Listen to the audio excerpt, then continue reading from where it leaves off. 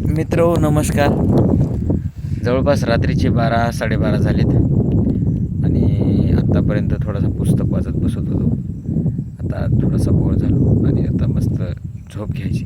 तर सांगण्याचा मुद्दा म्हणजे असा आहे की जवळपास आज रोजी घरी न झोपता जवळपास मी आलो आमच्या शेतात म्हणजे शेडवरची ही हवा, हे वातावरण एकदम असं संध्याकाळचं एवढं मनाला भावण्यासारखं म्हणजे भावल्या गेलं की बापरे, पार असं वाटू लागलं, असं वाटते की आता रेग्युलर पण आपल्या शेडवर झोपायला यावं.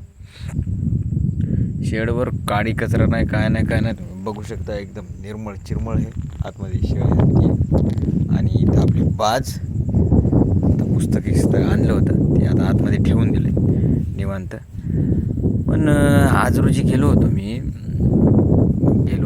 बँकेत आईच्या नावचं ATM काढायला. आता आईच्या नावचं ATM काढायला गेलो होतो. झालं असं 2-4 ठिकाणी सह्या करायचं काम पडत होतं. आता सह्या करायचं काम पडत होतं तर आईच्या सह्या लागणार होत्या.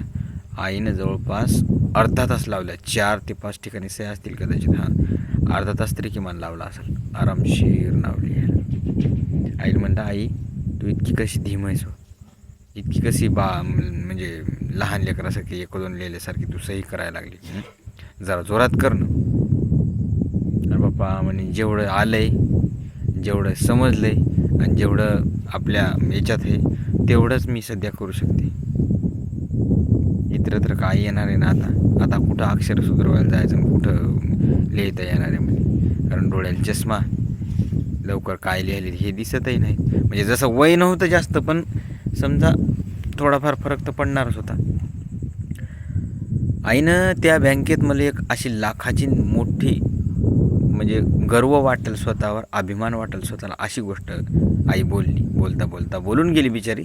पण तिला नाही त्या गोष्टी समजा हे करण्यात आलं, पण विचारसरणी आणि तिचे विचार म्हणजे मनाला लागली होती गोष्ट. म्हणतात ना ते दिल को छू गई तेरी बात, तसा विषय झाला. तर आई मला म्हणे, बाबा मला सही नाही आली तर नाही आली, मला सही करायला टाईम लागला तर लागला, पण निदान तुला तर नाही तेवढा टाईम लागत सही करायला, किंवा तुला शिल्लक गोष्ट आहे ना ती, किंवा बात सही करणं किंवा लिहायला वाचायला तुला येते ना, हे खूप महत्त्वाचं आहे. मला नाही आलं तर नाही आलं. म्हणजे याच मुद्द्यातून सांगायचा विषय असा आहे की आईचा जिव्हाळा एवढा आपल्या पिल्यात असते, आपल्या लेकरात असते, की त्याची बरोबरी नाही कोणी करू शकत, कोणीच नाही करू शकत. त्यासाठी जोपर्यंत आई वडील आहेत ना सोबत जवळ, तोपर्यंत जपा. त्याला काहीच कमी पडू देऊ नका, कारण त्यानं हाडामासेची चांदी केलेली असते रे आपल्यासाठी. लय हाडामासेची चांदी केलेली असते. कारण ज्यावेळेस लेकरं मोठे होतात ना, त्यावेळेस ते लेकरं बाप एकीकडे ठेवायचा, आई एकीकडे ठेवायची. म्हणजे बाप जर एक मोठ्यानं सांभाळला तर आई लहानानं सांभाळत, पुन्हा 5-6 महिन्यात आई मोठ्यानं सांभाळायची, बाप लहानानं सांभाळायचा.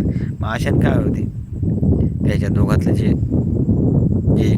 नातं घट्ट झालेलं आहे कितीतरी वर्ष लहानाचं मोठं होईपर्यंत, तर त्या नात्यात दुरावा येते.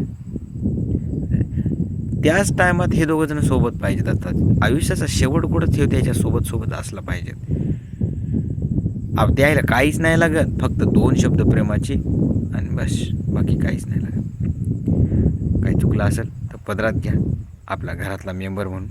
तर चला, खूप रात्र झाली, मला पण झोप यायला लागली, मी पण डोळे सुजल्यावानी दिसत असतील कदाचित तुम्हाला. तर चला, एखाद्या व्हिडिओमध्ये भेटत राहू. तोपर्यंत tata bye bye, take care, स्वतःची काळजी घ्या रे.